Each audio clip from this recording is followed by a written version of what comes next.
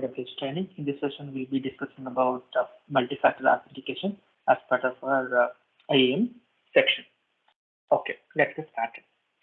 Typically, we do follow a similar step to log into our AWS console. So we just click on sign into our console, and for root users, we'll enter with our we'll enter with our email ID as a username, and we'll give a password.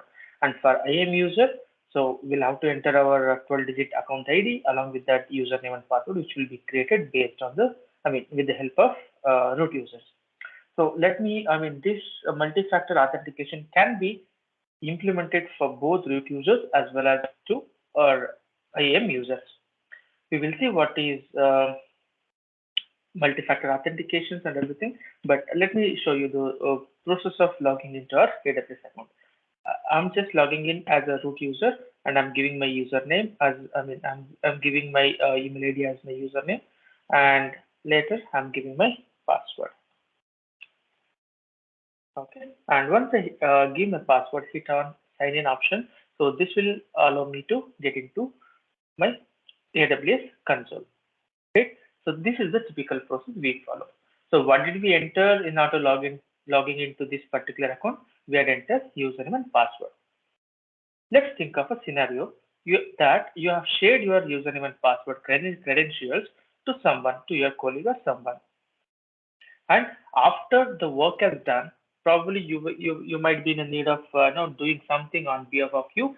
Then you have shared your credentials to someone, and he did that particular guy. He did something based on your instructions. That work is done. Now you forgot to change the password after you shared those credentials with that person. Then that person can utilize your credentials for any reasons. Knowingly or unknowingly, if that person deletes some of the resources without coming to your notice, then it would be a big problem, which means most of us, we assume that this particular mistake or this particular deletion has done by you only, though you have not done it, but still it will come to you, right? So in order to avoid these kind of things, AWS is also allowing additional layer of protection to your account. What we will do, we'll just sync up with some of the devices or some of the browsers. For example, you can use your mobile phone, or you can use some other devices as an intermediate or as an interface. As and when you enter username and password, it'll give a facility to send out a one-time password to your registered device, and that registered device will be with you so that nobody can cheat by logging into your account without coming to your notice. Right?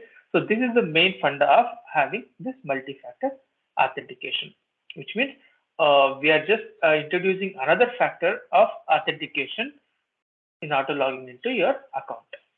Right? Okay.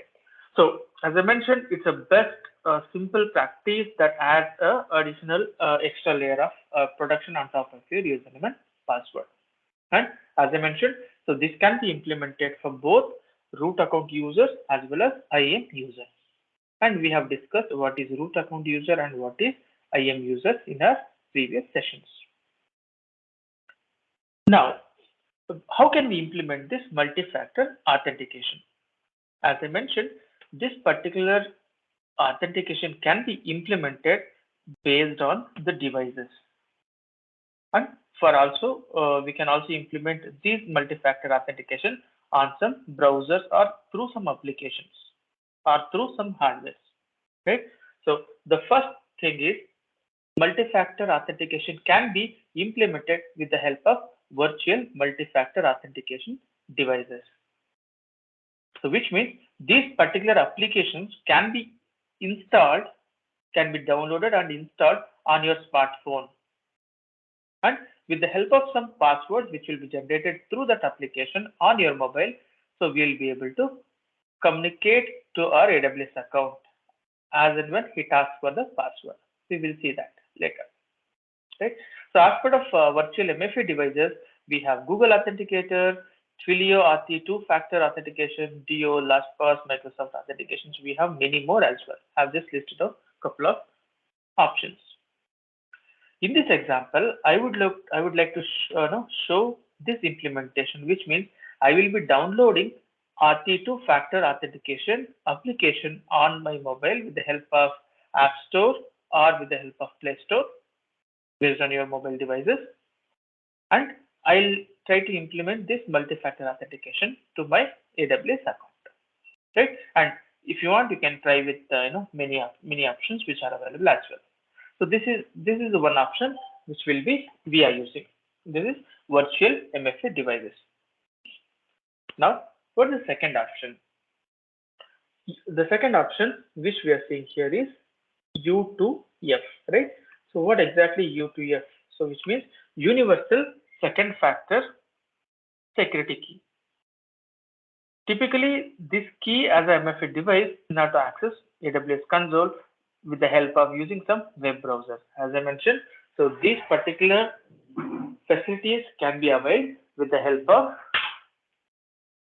some devices, with the help of some smartphone by installing some of the apps within it, or we can also implement this facility with the help of some web browsers. Probably this could be any of the applications or some of the devices, some of the hardware devices as well. But in our case, we'll be looking into this option. Okay, now I have already shown you how to log into your AWS account. Now we just log into our AWS account with the help of username and password, and there was no something called as or any other authentication method.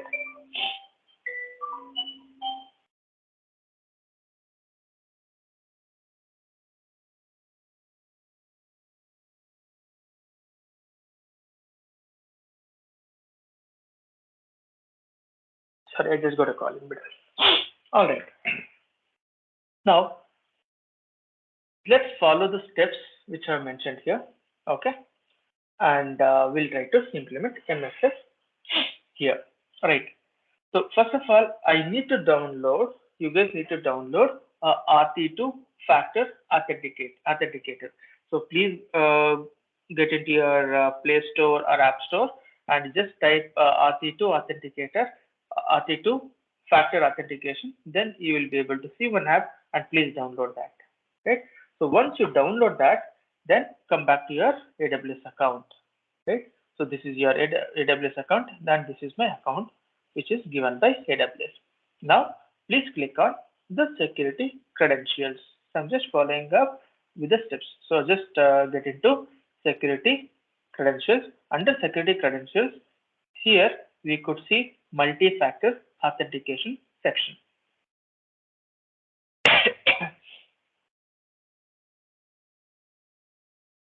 Okay. Yes. So here we see multi-factor authentication, right? And then we need to click on activate MFA. So here I need to click on activate MFA option here. So here I should mention my device name. It's a mobile device or any other device. As of now, I'm willing to use this application. I'm willing to use this RT2 application on my mobile, and I'll just give my mobile name. And it's up to you which one you would like to give. And it is a authenticated app which I'm using. Click on next. Once that is done, right? So here it is our job to set up a device, right? So how to set up a device? You'll have to download this particular RT2 app on your mobile phone or your smartphone, and later it will ask you to enter recovery password. Please remember, recovery password will not enable you to do anything until and unless if you lost your mobile for some reason, or if you would like to change your RT2 application from one devices to another device. In that case, it will ask you to enter the recovery password which you had given at the time of registration. Once that is done, then probably after some time, if you want to change your mobile to another device, in that case, it will ask you to enter that particular password, so that whatever the thing you have done on that particular device, everything will be recovered. So that's the reason. Please give a proper recovery password at the time of device registration. Once you have that, then it will ask you to show, we have two options. See, install a compatible application such as Google Authenticator or Aarti app. As of now, I have installed this particular app on my mobile, on your mobile device or on your computer. So this particular things are done. Now I want to scan the QR code, right? So see, look at here, open the Authenticator app, choose show your QR code, correct? So let me do that in my mobile phone. Let me click on add account. So there will be three dots, at the right top corner. Click on that on the three dots and click on add account. Once you click on add account, it will show you one option, scan QR code, right? So I'm just on my mobile, I'm just clicking on scan QR code, and afterwards I'm just scanning I'm just scanning this QR code which is there in my laptop. And once that is in, I should click on save option on my mobile. Once that is done, I will be able to get one password, right? So which means we fill in the two consecutive codes from your MFA device, which means if I remember, every 15 minutes or 20 minutes, a new password gets generated. A new 6-digit password gets generated on my mobile. So I need to enter the password which is generated by my device, and see, this is the code which I have received. Probably after 10 seconds, I may, another new password gets generated, and I should use that. Yeah, it got generated. So which means you need to enter two consecutive passwords which will be generated as part of my device authentication. Now I click on add MFA.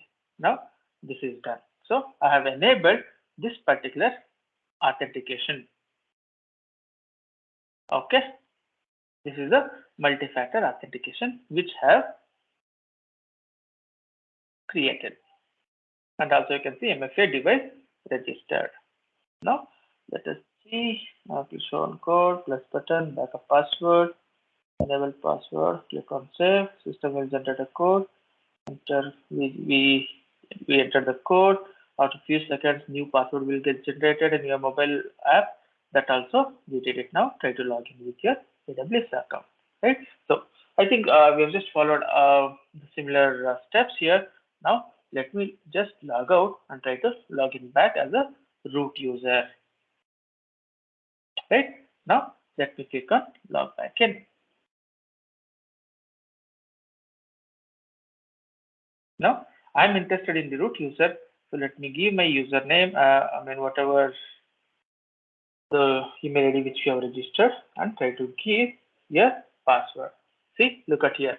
Previously, this particular authentication was not there, correct? So now we are getting this option. This is a kind of additional layer of protection which we are doing to our account.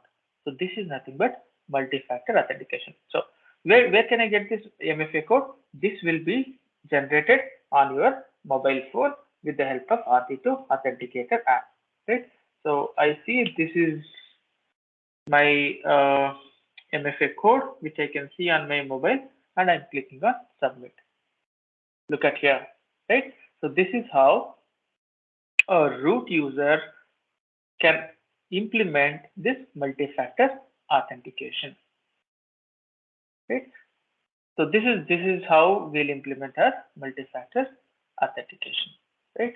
So any questions here? So just drop your comments, and we'll see if you have any questions on this. Yeah, thank you.